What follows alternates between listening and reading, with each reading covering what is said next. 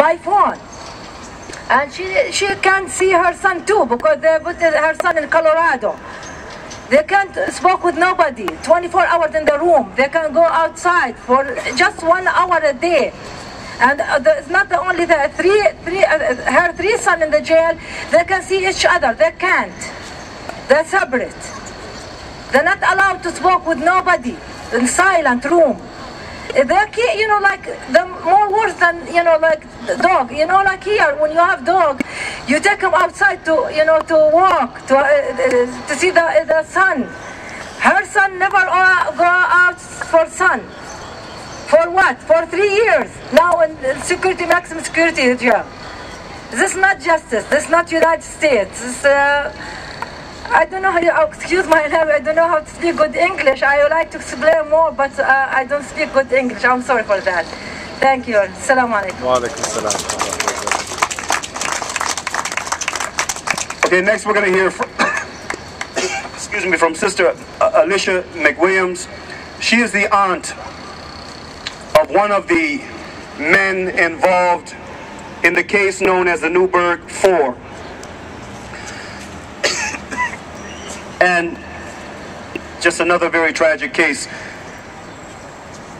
involving an agent provocateur who preyed on them, especially her nephew, who preyed on her nephew and took advantage of a very tragic circumstance within the family to manipulate him into just saying that he would agree to do X, Y, and Z, although there is every evidence that there was no intention of doing anything. Alicia McWilliams. Hi everyone. I'd like to thank everyone for coming out on this issue. And I'm going to read from this what I wrote last night. Here we are dealing with our own government, sending informants into urban communities. One might say the hood. One might call it the ghetto. The same informant who entrapped 2 men in the Albany case that was spoken today. Then he goes to the most impoverished county in Newburgh. And here we have the Newburgh 4. But I say the Newburgh 5, because let's not leave him out of the equation, okay? Because he was the ringleader, all right? You went into a community and you entrapped ex-offenders, formerly incarcerated individuals. One was homeless, one is schizophrenic, and he's not playing to get SSI. Here you have 4 men who don't have a driver's license, who don't have a passport, who never left the United States. My problem with this case is you cannot come into an urban community and plant unconstructed seeds. You cannot do that. You cannot come into our community and just plant what you want to plant, unconstructed seeds. We already have our own problems, our own hardships. We don't need the government coming, dropping a load up. You know what I want to say, right? Right. Okay? I know what you're going to say. We have our own problems. Here you did was pull a family into a political war. This is about funding. I said it from day one when this happened with my nephew. This is about dollars. This is about American dollars, and the past 2 days in the time has proved it. It's about dollars, and you're going to pull Americans, American citizens that was born right here, into your political game. I will not be run by fear. You want to keep the fear factor going since post 9/11 under the President Bush surveillance program. And you want to target individuals who became Muslims while they was incarcerated at different times. Let me clear that up with the Post, because they had jailhouse jihad. Each individual was in jail at different times. Different times. If you look at this case and pay attention, they ain't even had a pot to piss and throw it out, so how can they buy missiles? Where can you go in the hood and get C4? Neither one of them got a license, so the foreman drove them everywhere. I will not shut up.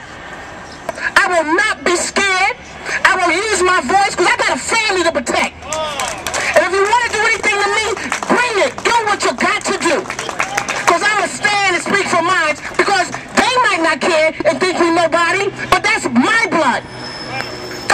my family. And you will not shit on my family. I have a family to protect. You will not turn us and use us for political gain. If you want your dollars, we want you to have your money. We want you to protect us. I was born and raised here at Kings County Hospital. But when you start acting like the people you're supposed to protect us from, then we got to take a look at that. When you start acting and making deals behind closed doors and decisions behind closed doors that affect Americans, we better take a look at that. People, Americans, better get off their ass, excuse my French again, and come out and do not let fear scare you, because that's what they're running on. The more silent you are, the more scared you are, the more we can put political gain. We can come and set illusions, and it's sad because today, I don't even know if it's real or not when you say we got a bomb going on. I'm like, is it another script? Is it another provocateur coming in? Is it another TV show you just set up? Is it another drama that the media want us to be blind to? Baby, you better wake up and take the curtains off your eyes, because your family might be next. I am a Christian woman, but you know what? I'm a warrior too. I have met families out here that fought this fight. I call it Mama Do.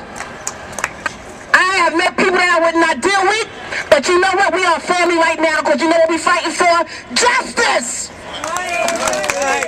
Justice! Dr. Martin Luther King said, injustice anywhere is a threat to justice everywhere. And I know he turning over in his grave saying, what the hell this world is coming to? People, please wake up. And I'm going to keep using my voice, and that's why my show says people speaking out, because I ain't scared. I grew up right here in America, and I grew up with the best. I have fought the best, and now I got to fight the government for my family, and I'm going to stand, and I'm going to fight the government. You brought it to me, Homeland Security and the FBI. You might have thought we was nobody, but see, you forgot there's a black woman here that knows her God and knows who she walks with. Amen. Thank you very much.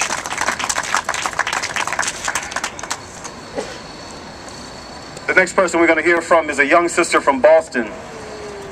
There's a brother by the name of Tarek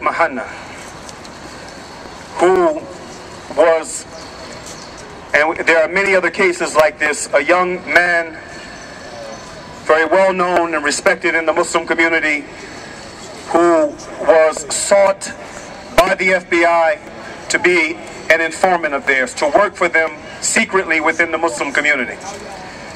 And he refused. And for refusing, they decided to wage a campaign against him. And right now he is locked up, waiting to go on trial.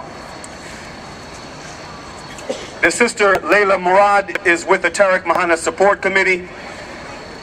They reached out to us and organized a forum that was held at a public library a couple of months back for Aafia Siddiqui. And we were very grateful to them for it.